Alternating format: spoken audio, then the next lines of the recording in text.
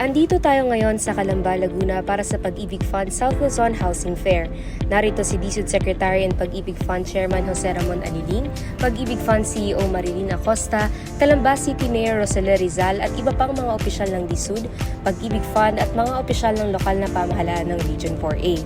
Mahigit sa 5,000 attendees ang dumalo sa housing fair kung saan nasa 20,000 housing units ang binuksan sa publiko ng higit sa 50 developers.